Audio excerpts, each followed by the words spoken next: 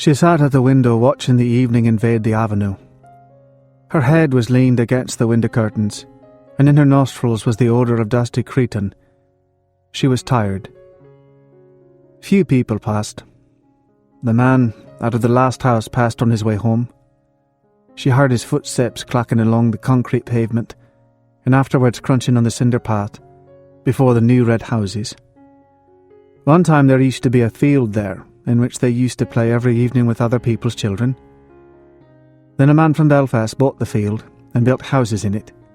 Not like their little brown houses, but bright brick houses with shining roofs. The children of the avenue used to play together in that field.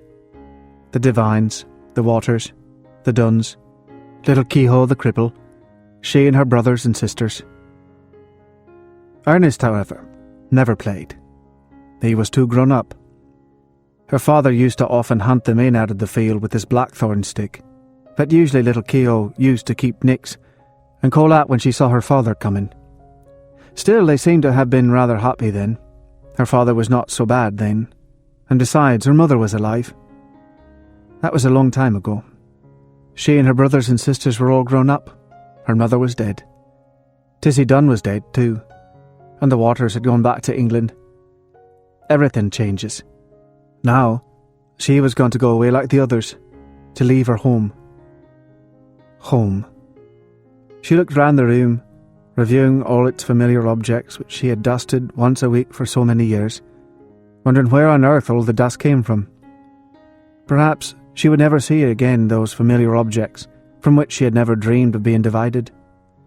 And yet during all those years, she had never found out the name of the priest whose yellowing photograph hung on the wall above the broken harmonium, beside the coloured print of the promises made to Blessed Margaret Mary Alacoque. He'd been a school friend of her father. Whenever he showed that photograph to a visitor, her father used to pass it with a casual word, "He is in Melbourne now." She had consented to go away, to leave her home. Was that wise?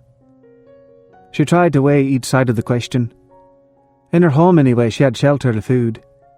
She had those whom she had known all her life about her. Of course, she had to work hard, both in the house and at business. What would they say of her in the stores when they found out that she had run away with a fella? Say she was a fool, perhaps, and her place would be filled up by advertisement. Miss Gavin would be glad. She had always had an edge on her, especially whenever there were people listening. "Miss Hill, don't you see these ladies are waiting? Look lively, Miss Hill, please." She would not cry many tears at leaving the stores. But in her new home, in a distant unknown country, it would not be like that. Then she would be married. She, Eveline. People would treat her with respect then. She would not be treated as her mother had been. Even now, though she was over 19, she sometimes felt herself in danger of her father's violence. She knew it was that had given her the palpitations. When they were growing up, he had never gone for her like he used to go for Harry or Ernest, because she was a girl, but latterly he had begun to threaten her and say what he would do to her only for her dead mother's sake. And no, she had nobody to protect her. Ernest was dead, and Harry, who was in the church decorating business, was nearly always down somewhere in the country. Besides, the invariable squabble for money on Saturday night had begun to weary her unspeakably. She always gave her entire wages, 7 shillings, and Harry always sent up what he could, but the trouble was to get any money from her father. He said she used to squander the money, that she had no head, that he wasn't going to give her his hard-earned money to throw about the streets and much more, for he was usually fairly bad on Saturday night. In the end, he would give her the money and ask her, had she any intention of buying Sunday's dinner? Then she had to rush out as quickly as she could and do her marketing, holding her black leather purse tightly in her hand as she elbowed her way through the crowds, and returning home late under her load of provisions. She had hard work to keep the house together, and to see that the 2 young children who had been left to her charge went to school regularly and got their meals regularly. It was hard work, a hard life, but now that she was about to leave it, she did not find it a wholly undesirable life. She was about to explore another life with Frank. Frank was very kind, manly, open-hearted. She was to go away with him by the night boat to be his wife and to live with him in Buenos Aires, where he had a home waiting for her. How well she remembered the first time she had seen him. He was lodging in a house on the main road where she used to visit. It seemed a few weeks ago. He was standing at the gate, his peaked cap pushed back on his head, and his hair tumbled forward over a face of bronze. Then they had come to know each other. He used to meet her outside the stores every evening and see her home. He took her to see The Bohemian Girl, and she felt elated as she sat in an unaccustomed part of the theatre with him. He was awfully fond of music and sang a little. People knew that they were courting, and when he sang about the lass that loves a sailor, she always felt pleasantly confused.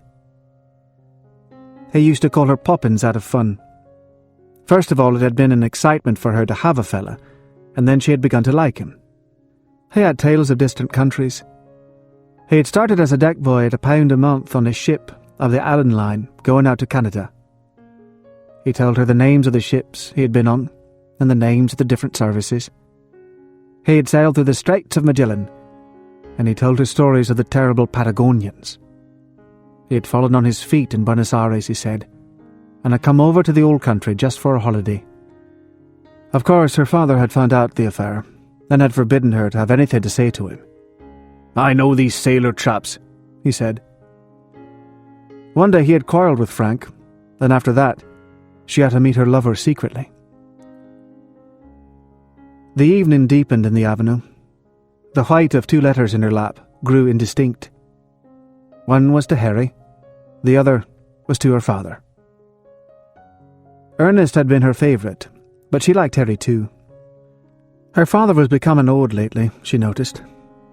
He would miss her. Sometimes he could be very nice. Not long before, when she had been laid up for a day, he had read her out a ghost story and made toast for her at the fire. Another day, when her mother was alive, they had all gone for a picnic to the Hill of Howth.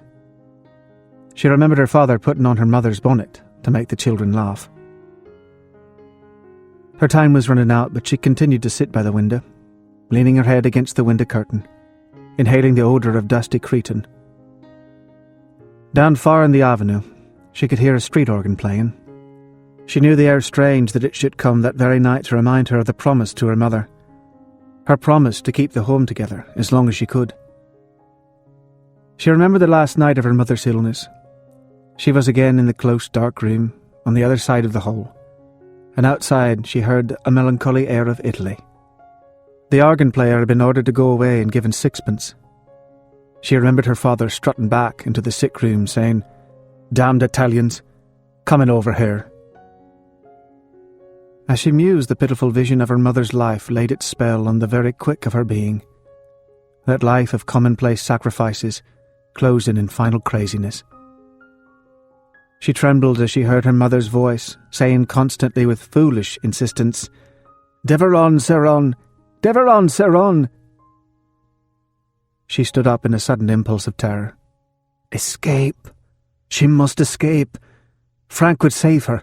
He would give her life, perhaps love too. But she wanted to live. Why should she be unhappy? She had a right to happiness. Frank would take her in his arms, fold her in his arms. He would save her. She stood among the swaying crowd in the station at the north wall. He held her hand, and she knew that he was speaking to her, saying something about the passage over and over again. The station was full of soldiers with brown baggages. Through the wide doors of the shed she caught a glimpse of the black mass of the boat, lying in beside the quay wall, with illuminated portholes. She answered nothing. She felt her cheek pale and cold, and out of the maze of distress she prayed to God to direct her, to show her what was her duty. The boat blew a long mournful whistle into the mist. If she went, tomorrow she'd be on the sea with Frank, steaming toward Buenos Aires. Their passage had been booked. Could she still draw back after all he had done for her? Her distress awoke a nausea in her body, and she kept moving her lips in silent fervent prayer. A bell clanged upon her heart. She felt him seize her hand. "Come." All the seas of the world tumbled about her heart. He was drawing her into them. He would drown her. She gripped with both hands at the iron railing. "Come." No, no, no. It was impossible. Her hands clutched the iron in frenzy. Amid the seas, she sent a cry of anguish. "Eveline! Evie!" He rushed beyond the barrier and called her to follow. He was shouted at to go on, but he still called to her. She set her white face to him, passive, like a helpless animal. Her eyes gave him no sign of love, or farewell, or recognition.